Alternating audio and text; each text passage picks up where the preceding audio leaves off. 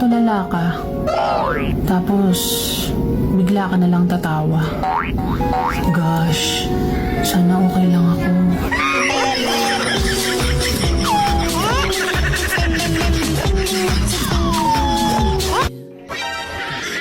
Ba't ka nakatingin sa akin? Wala. Ano nga? Ang ganda mo kasi. Sana all. Sa ganda mo yan, yung totoo, ilan ang naghahabol sa'yo? Well, depende kung ilan yung inutangan ko.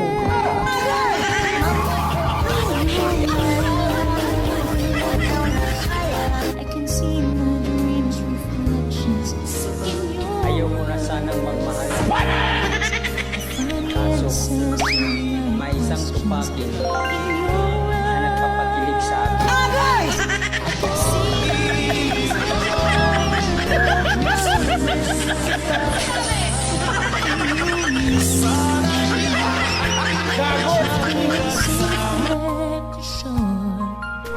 Walang perpektong tao sa mundo.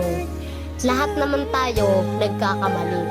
Hindi naman importante kung paano ka nadapa. Ang importante, walang nakakita.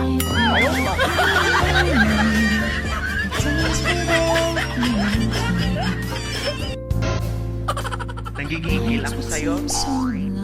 May pa-chat-chat ka pa sa akin kung kumain na ako. Tanga-tanga naman ako, kinilig-kilig pa ako. Hingi ka lang pala ng ulam. Nutil ka.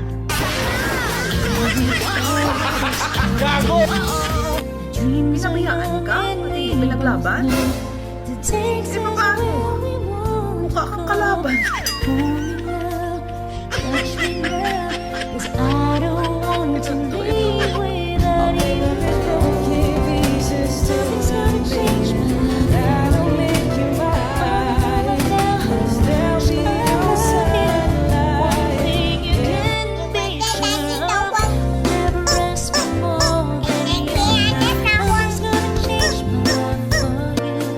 Yung nagda-diet ka, pero wallet mo yung pumayat.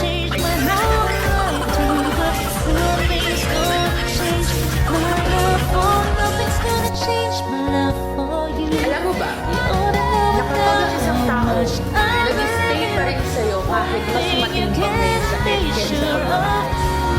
Trust me, mas mahal ka ng sobrang pa sa sarili niya.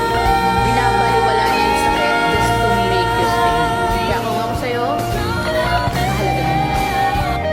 Kung kaya mataan sa tulog ang pagod na katawan, anong klaseng pahinga ang para sa pagod na isipan? Paano ko ipaiintindi sa iba na kailangan ko rin huminga? Hindi man pagod ang aking mga paa, pagod nang lumuha ang aking mga mata. Kung kayang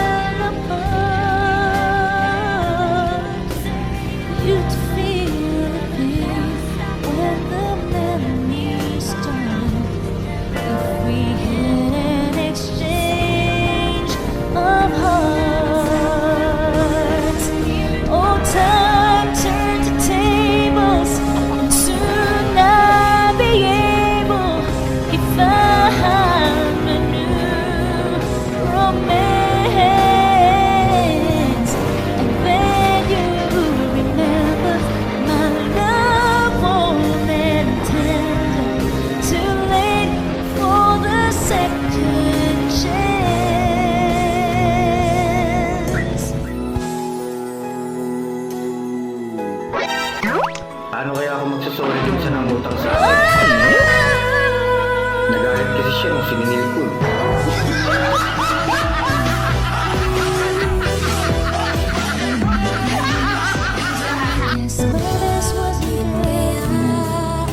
Pag nakikita ka, ang araw